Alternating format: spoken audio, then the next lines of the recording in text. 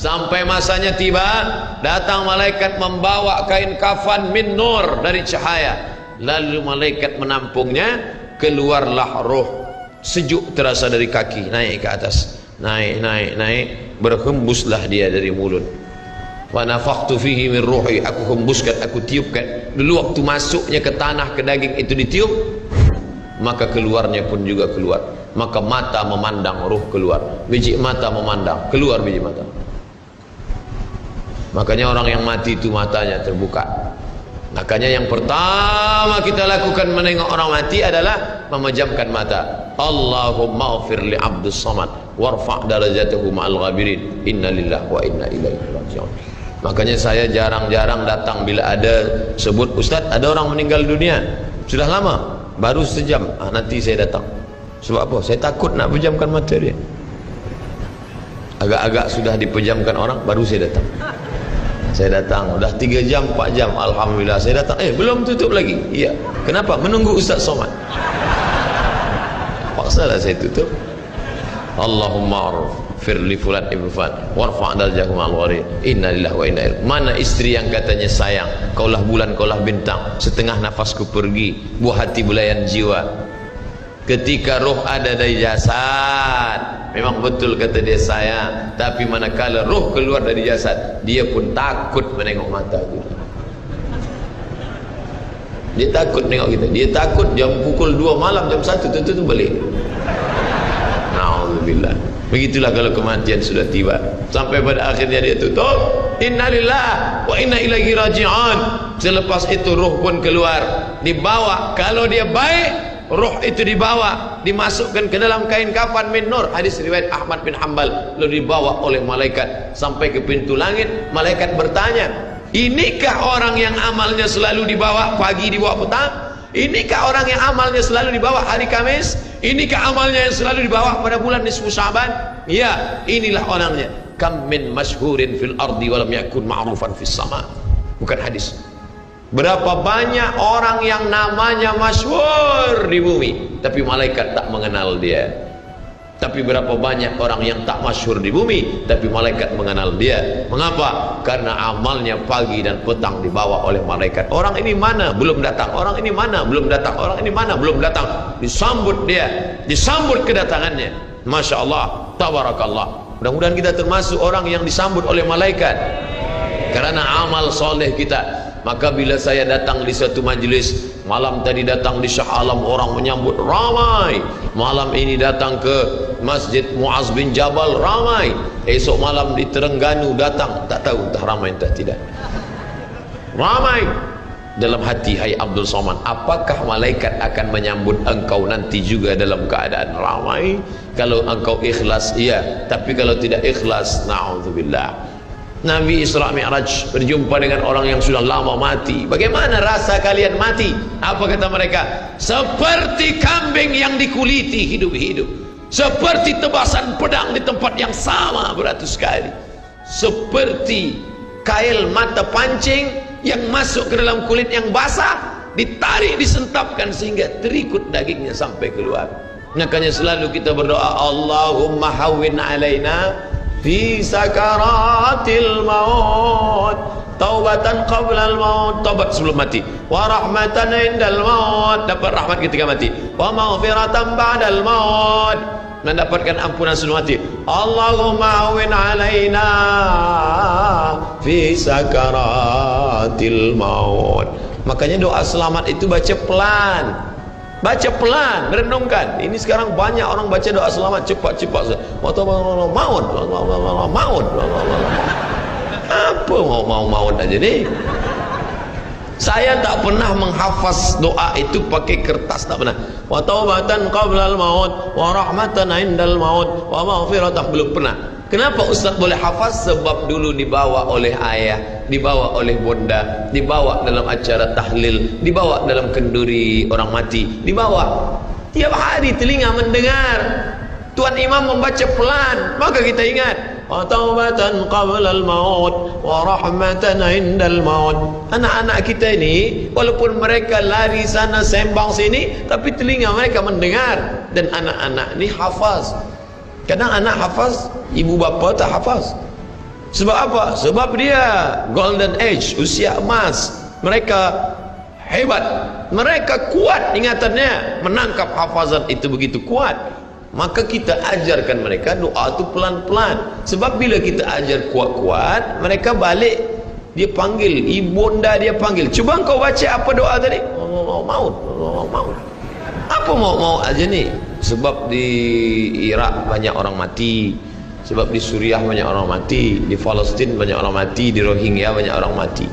Padahal maknanya amat sangat dalam. Allahumma hawwin alaina, ringankan kami fi sakaratil maut. Tidak ada gunanya amal banyak kalau tidak selamat dalam sakaratul maut. Makanya kita selalu minta kepada Allah, Allahumma khtim lana bi husnil khatimah wa la takhtim alaina bi su'il khatimah. Allahumma ja'al akhira kalamina, jadikan akhir kalam kami inda intihai ajalina, ketika ajal kami sampai, jadikan akhir kalam kami yang terakhir keluar dari mulut kami qaula la ilaha illallah Muhammadur Rasulullah. Allah. Biasa orang takbir ini nak pergi perang, menghadapi sakaratul maut penting juga takbir. Sebab di situ banyak segala macam godaan-godaan. Datang syaitan membawa air, katanya menjelang sakaratul maut itu haus, panas, haus, maka datang syaitan membawa air. Engkau sebut nama aku bagi air. Mau? Kata dia. Mau? Engkau mau? Sebut nama aku. Tapi bila iman kita kuat, maka dia tidak akan mampu untuk menggoda kita. Sampai kapan syaitan tak pernah berputus asa? Sampai bila? La atiyannahum min baini aydihim, aku datang dari hadapan, wa min khalfihim, aku datang dari belakang, wa an aymanihim, aku datang dari kanan, wa an syama'ilihim, aku datang dari kiri. Datang dia, datang dari hadapan, datang dari belakang, datang dari kanan, datang dari kiri. Oleh sebab itu yang banyak tuan-tuan yang ada berada di sini, tolong berzikir semua. Subhanallah, subhanallah, subhanallah. Kenapa? Dengan zikir itu maka larilah jin-jin setan yang ingin mengganggu. La ughwiyannahum, aku akan goda mereka, aku akan sesatkan mereka. Berapa lama? Madamat arwahuhum fi ajsadihim, selama ruh ada dalam jasad, aku tak akan pernah berhenti sampai akhir keluar jasadnya dalam keadaan mati, tidak menyebut Allah Subhanahu wa taala. Itulah punca mereka. Makanya kita selalu berzikir. Esok pagi terjaga dari tidur automatically, kerana kita sudah programkan di kepala kita, manakala terbuka, alhamdulillahilladzi ahyana ba'da ma amatana wa ilaihi nusyur. Selapar-laparnya orang beriman, manakala dia tengok makanan, terus saja dia ingat Allah. Allahumma barik lana fima razaqtana wa qina azabannar. Tapi ada setengah umat Islam, bila dah kenyang saja baru ingat Allah. Alhamdulillah. Bila tak kenyang tak ada ingat Allah SWT. Na'udzubillah. Oleh sebab itu maka inilah hidup yang singkat ini. Bila pernah kita bersedekah, itulah yang akan menolong. Laula akhartani ila ajalin qarib, kalau engkau beri aku umur panjang ya Allah, apa yang akan kulakukan? Fa as-saddaqa, aku akan bersedekah. Wa akum minas salihin, aku ingin beramal saleh. Malam ini tajuknya Masya Allah, ini tazkirah terakhir, ini tazkirah akhir, last, dan tajuknya pun akhir pula. Mudah-mudahan ini tazkirah terakhir, tapi bukan terakhir bagi saya. Andai mati tidak masalah. Allahumma ja'al hayata ziyadatan li fi kulli khair. Kalau engkau takdirkan aku besok masih hidup ya Allah, jadikan hidupku itu ziyadatan li, sebagai amal tambahan. Kalau mati malam ini, Allahumma ja'alil mauta rahatan lana min kulli syarr. Kalau aku mati, maka kematian ini berhenti berbuat dosa. Orang beriman tak pernah sedih. Kalau dia mati, berhenti buat dosa. Kalau bertambah pahala. Andai Abdul Somad esok pagi masih hidup, bertambah pahala. Dia akan tazkirah, dia akan bagi pelajaran. Andai Abdul Somad mati malam ini, alhamdulillah, berhenti melihat dosa. Dosa apa? Masuk airport, dosa. Masuk ke plane pesawat terbang, dosa. Dosa apa? Dosa mata. Takkan tak kita tengok? Mata terbuka, takkan kita tutup? Maka orang beriman sentiasa menjaga dirinya Tak pernah dia berkeluh kesah, tak pernah dia mencaci maki. Kenapa aku matikan aku ya Allah? Kenapa umurku pendek ya Allah? Ridha kepada Allah. Itu yang selalu kita katakan, raditu billah rabba wa bil islami dina wa bi Muhammadin nabiyyan wa rasula. Aku ridha.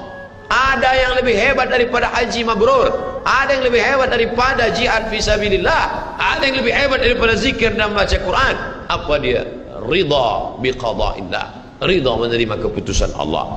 Makanya banyak lelaki yang ridha manakala meninggal istrinya, datang orang, apa tuan tak menangis? Aku ridha menerima ini, Ustaz. Memang dah lama aku tunggu-tunggu. Oh, ini bukan ridha, ini memang penyakit. Oleh sebab itu maka makna ridha adalah tak berkeluh kesah. Setelah orang masuk ke dalam surga, mendapatkan kenikmatan surga, Allah bertanya, "Madza turidun?" Hai penghuni surga, apa lagi yang kalian inginkan? Apa kata penghuni surga? Ridhaka. Tapi engkau sudah masuk surga, ada yang belum kami dapat. Apa dia? Ridhamu. Yang mendapatkan ridha Allah hanya orang yang ridha menerima keputusan Allah Subhanahu wa taala. Man lam yarda bi qada'i, sesiapa sahaja yang tak ridha menerima takdirku, wa lam yasbir bi bala'i, yang tak sabar menerima ujianku, wal yatlub rabban siwaya, carilah Tuhan selain aku. Hadis ini dhaif. Tapi untuk targhib wa tarhib, untuk berikan semangat beramal, untuk fadail amal boleh dipakai, kerana ia bukan masalah akidah, bukan masalah halal haram.